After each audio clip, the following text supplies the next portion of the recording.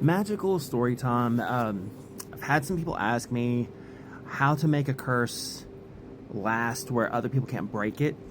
So here is things that I have learned in practicing witchcraft since I was 10 and I'm 45 now. I would do a couple things. One, the first thing I would do, it is really difficult to break a curse that you put a loophole in.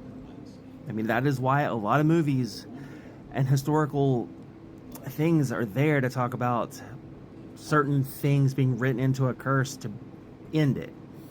If you put terms and conditions into a curse, it makes it a more of a yin and yang, to where it makes it a hell of a lot harder for people to just take a spiritual bath and get rid of it, to the point that it can become very generational.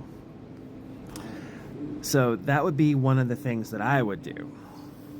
But if you really want to go cutthroat, and I'm talking someone truly did you dirty, I would make an egregore to send after them.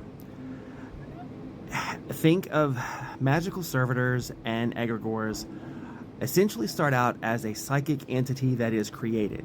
Like literally 9 times out of 10 when people are like, ooh, a Ouija board, oh my god, we're going to get a demon.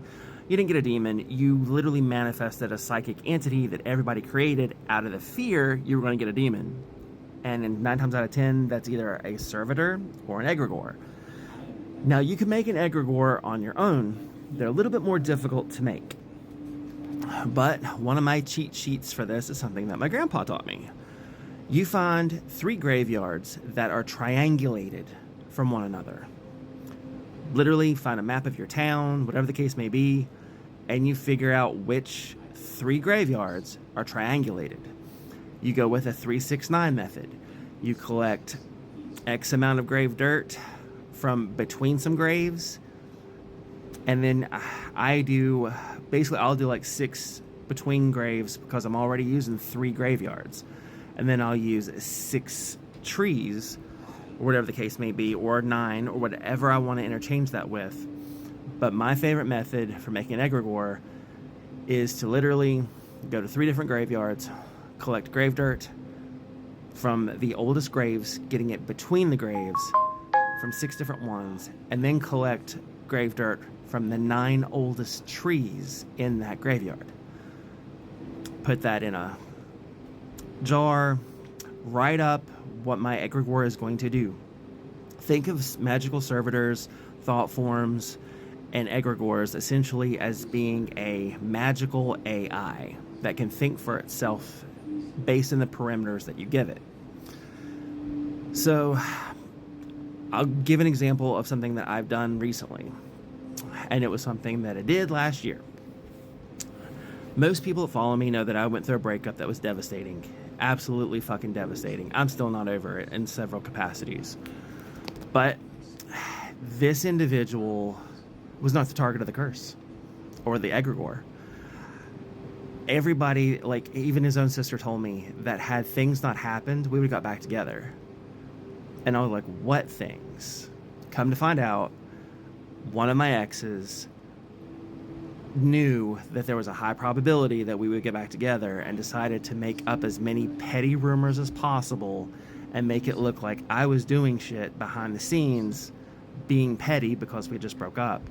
I mean, Matt was a good guy. I mean, he just got scared, told me he got scared, and I get it. No big deal. But the things that this particular ex did, and then everybody believing it was me, I decided to send out an egregore to, one, go after the ex, anyone that helped the ex, down to the people that literally told Matt as much as you did the right thing because he was doing the right thing based on a lie. So, my egregore that I created literally will hunt an entire bloodline down.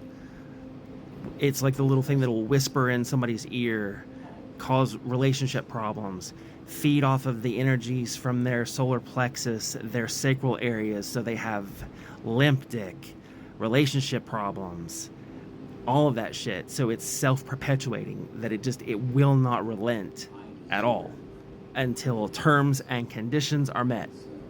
And my terms and conditions, I go Disney on that shit to a degree. I literally programmed my egregore to go after every single person that kept the wedge going. Didn't care who. Didn't care who at this point, because it was based on a lie, and it hurt my kid in the process. So, my egregore and my curse work, I'll give you examples of what I do, like with my egregore.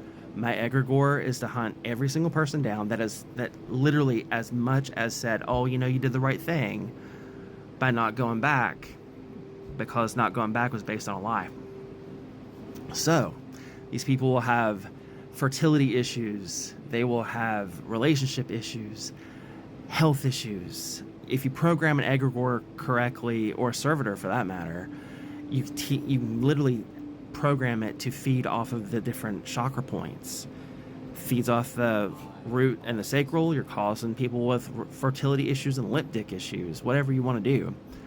But essentially, my terms and conditions are this: it will hunt until either one, there was a reconciliation, two, I'm an eye for an eye kind of guy. So until somebody that contributed to all of these problems introduces me to somebody with the same name as him, and I'm talking first name and last name. His last name's not very common. I didn't give a shit about the middle name. Same birth date, same age, same height, same amount of chest hair, same eye color. Literally, replace equal value or greater. And until that happens, that egregore is going to hunt everybody down. And you can do that with a curse too. And if anybody is stalking my page and they figure out, wow, you're having some bad problems, now you know. You stole from me. You stole a chance that hurt my kid, hurt me. And anybody that knew him that reached out to me said that we would have got back together had other people not intervened. So when I do a curse, I go the egregore route because they're relentless if you program them correctly. And they will keep going after every single person that did you dirty until terms and conditions are met. And my terms and conditions were simple. I get a reconciliation that ends in marriage, happy life, or somebody that caused the wedge to continue has to introduce me to somebody of equal value or better. And until that day, it keeps hunting. And it'll even go to the points where it's generational. Like, I wrote into that too. Like, literally, I went cutthroat. If I die, one of my children that I adopted, whether it's a grandchild, a great-grandchild, whatever the case may be, until another Eric from one of my kids is gay and ends up with another Matt that was introduced by one of their descendants, that is how long the egregore will go after people. And you do the same thing with a curse. Same thing with a curse. Write your terms and conditions. But if you want to know how to create more on egregores and magical servitors, leave a comment below, and if I have enough comments, I'll teach it. Because they're relentless. And very helpful, too. Like, you can use them for great things in magic. But another thing about using a servitor or an egregore, you ain't washing them bitches away. They're gonna keep haunting and coming after, and you ain't banishing them either, because there's another trick to that. If you use a certain type of grave dirt from, let's say, an innocent, makes it a hell of a lot harder to get rid of an egregore from doing a simple banishing. So, anyways, story time.